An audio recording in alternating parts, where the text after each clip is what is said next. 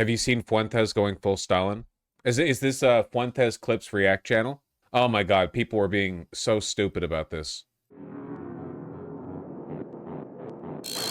They rediscover this time and time again. People keep getting surprised by it. Did you guys know that neo-Nazis are unprincipled and are generally more concerned with the racial aspect of their ideology than they are the economics? Did you know that Nazis aren't policy wonks? The guys who are stupid and have never had a good idea in their lives and everything they touch breaks aren't policy wonks? It's crazy. Nick Fuentes has been on the books for a while about this. His favorite dictator is Stalin. Why? I don't know. Probably because Stalin looks less gay than Hitler. Like, Hitler looks like a fat little Bavarian retard they stuffed into a lederhosen, and Stalin was a broom handle mustached Giga Chad from pretty much day one to death, you know? Like, that's literally, like, that's probably the only reason. If you had progressive Democrats and nationalist Republicans working together, let's say to compel the release of the Epstein files, what kind of approval rating do you think that has? 90%? And what if they got together and they opposed foreign aid to Israel? What approval rating do you think that would have? 90%? What if they got together and worked on the basis of a common interest? Do you think that that Republicans... What common interest? Like what specifically, right? The Epstein files thing is because it's politically expedient for both parties, right? Everybody wants it. As for the Israel thing, they're not voting for it because it's not politically expedient, even though most people want cuts to foreign aid to Israel. We don't, many Americans dislike what we're doing to support Israel. It's not politically expedient because of, you know, the broader powers at play, MIC, whatever else. Like, what interest are we talking about here? The American people? When the fuck have they ever stood for that? or independents running under that brand, do you think that that would become more popular or less popular over time? 4 becomes 8, 8 becomes 16. Whoa. It snowballs. And we need to propel someone into the White House that is just a populist.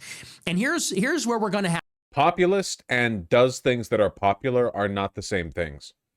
For example, many populists are extremely anti-immigration, pro-natalist, stuff like that. But those policies aren't actually that popular. A majority of Americans support immigration to this country, even more so since Trump began his second term. So it might be populist to appeal to anti-immigration sentiment. That doesn't mean it's popular, you know? It's a different thing. Have to give. This is going to be the compromise. Very simple. The left has to give up immigration. Nah. That's simple. The left is going to have to give up. Look. No.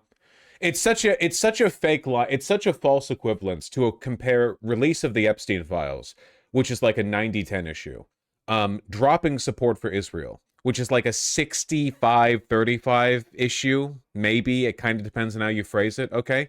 To blocking all non-white immigration, which is like a 10-90 issue. It's such a like, I know it must seem like it's the overwhelming popular mandate when you're on Nazi Twitter or whatever, like when you're surrounded by all your epic Groyper friends. But in reality, if you go door to door in America and you were like, what if we implemented a strict racialized immigration system where only people whose purity, the purity of their bloodline could be tested and determined going back 3 generations were allowed to enter the country, that most people, by far most people, would not be happy with it. We can have equity and we can have equality in the country. We Didn't can Harris have give up on immigration? Yeah, the funny thing is he's basically advocating for what the Democrats did, Harris and Biden, in the eve of their most greatest moment of unpopularity, you know? When the Democrats showed they stood for nothing and capitulated and started adopting like Trump era policies on immigration, like that was what we're talking about is behavior that led to the current situation the Democrats are in, which is record unpopularity ever in the entire history of the party, which has been around for over a century. So that's what we're talking about, like as a populist issue. We can have all those things, but we have to close the damn borders. No. We have to close it. Too many illegal immigrants. Nah. Too many legal immigrants. Nah. That has to be the compromise. The left has to give on immigration. Why? They can't. They don't really have. It's their why is like Hyperborea memes. It's Wojaks of big-lipped black soy jacks with not pumpkins. What am I talking about? The other gourd with watermelons, white women. They don't have. There's no actual like utilitarian analysis being done here. All the good immigration does for this country, they don't fucking care, dude. They're just afraid Tyrone's going to fuck the white girl they have their eyes on in high school. That's it. Seriously, you get to the bottom of it. That's it. It's been like that for hundreds of years. Okay, that's the reason why escaped slaves were often castrated before they were hanged or after. It's always been fear of getting cucked by big black man. That's it. It's so stupid. It's so fucking dumb. You can't even talk politics with these people. They only understand. You could only communicate with them by showing them the right, like, little Dark Age edit. You know, that's the only thing. If you could get them the right Wojak comic, you could get them to believe anything. And the right has to give on the free market.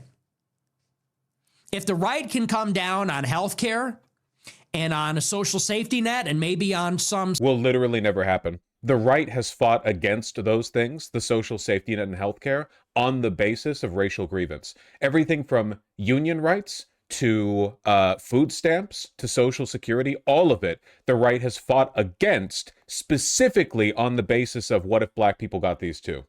Like, this is not a reconcilable difference for them. Your racialist policies undermine your ability to form an economic coalition. Subsidies for education.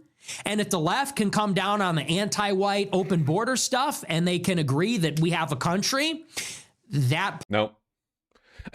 Notice how his critiques of the right are policy driven. I think that we should supply more, we should build more of a social safety net and get a guaranteed healthcare. And then his critiques of the left are like, we need to agree we have a country. Just vibes based, right? Like, the only critiques that can be levied against the left are in the form of Wojak comics. They're all like, thought terminating cliches. They're nothingisms.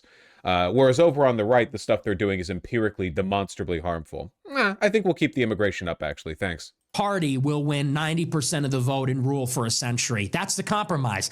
That's the populist compromise. Why is it that for the left, it's like, they don't even care about anything else. It just has to be open borders. Like, how delusional do you have to be to see what ICE is doing in this country right now and see their rampant unpopularity and think that you could get a 90-10 coalition on ending all immigration? You want to deport 20 million illegal immigrants, bar them from a path to citizenship, close the borders to all non-white immigrants, obviously, which would require like a draconian police state. I mean, the amount of money and time and effort that it would take to maintaining that. Right now, Trump is thought of as going too far in immigration right now, as is, while using a fraction of the resources that are necessary. I mean, the idea that you can extract the 90-10 coalition on this is just retarded. I mean, it's fake. It's fantasy. Are you surprised that Nazis have bad political opinions? No, it's shocking to me. Yeah, 100%. I'm fucking astounded. My jaw is on the floor. And on the right, it's like... Who the fuck is genuinely arguing for open borders? Don't take the bait. These retarded talking points, okay? Leftists don't believe we have a country. Leftists don't believe in countries. They don't believe in nation states. They don't believe in borders. Don't engage with this retard bait, okay? They want you to argue with the politics of Wojak comics. You know, I don't believe in engaging with this, okay? It's fake, and they know it's fake. They're fully aware of the fact that nobody out here is actually talking about the abolition of borders. Or if they do, we're talking this, like, abstract 500 years from now, society's totally different, abolition of the nation state. Like, sure, in some obscenely conceptual sense, but in the immediate sense, literally nowhere, anywhere on Earth is meaningfully implementing this, you know? Not even close. So it's just like, don't engage. There's no point.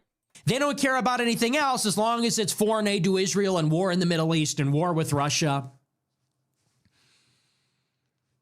That's the kind of program that we need. We're not at war with Russia. And that's what they're terrified of. They're terrified that the left and the right are going to come together on the basis of stop supporting Israel, on the basis of close the borders. What's that one meme? This is what the establishment fears. This is what the establishment fears, and it's the white guy with the Confederate flag hat fist bumping the black guy with Malcolm X decal on his shirt. Fuentes and Kanye, buddy, on the anti-Israel coalition. Except right now, Kanye's out there apologizing to rabbis and stuff. Of restricting money in politics, and the influence of the oligarchs. That's what they're terrified of. Anyway, this rhetoric is really, really appealing and really convincing to Nazis because, for one, it gives them the feeling momentarily, very briefly, that they're serious people engaging in serious compromise politics. If we simply work together towards a common end, we can build a coalition. Like, that sounds like to them the kind of thing that one might do if they were a serious person. It feels like an elevation above the Wojak comic, but it's not.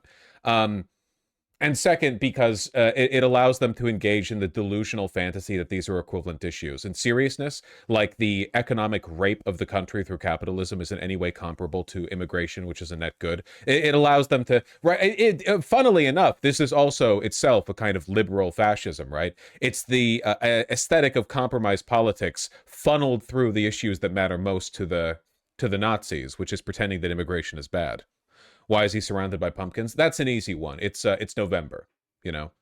If you don't have pumpkins in your house right now, I don't know what to say. I know what he would say. He would call you Jewish. So this is the blueprint. We have to build on this.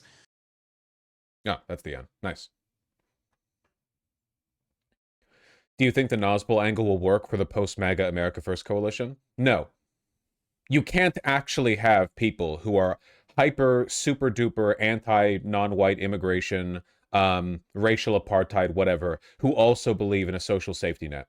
These things are mutually exclusive. And there's no changing the fact that America is a diverse country. There is no political coalition that can change that. There is no force on earth, besides nuclear holocaust, that could meaningfully reduce the proportion of non-white people in this country. ICE hasn't even begun to make a fraction of a percentage point of a dent in that. Not even close. Nobody can. It's not possible. This is one of the reasons why cities tend to outlast empires and ethnic populations outlast both, you know?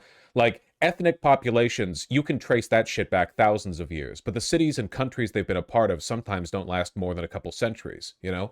The actual total eradication of a population is a fucking like an unbelievably enormous task. It's incomprehensibly large. Keep in mind that the biggest, like, or at least most famous example we have of this, the Holocaust, for one, required the near complete commitment of the social and industrial resources of a modern country.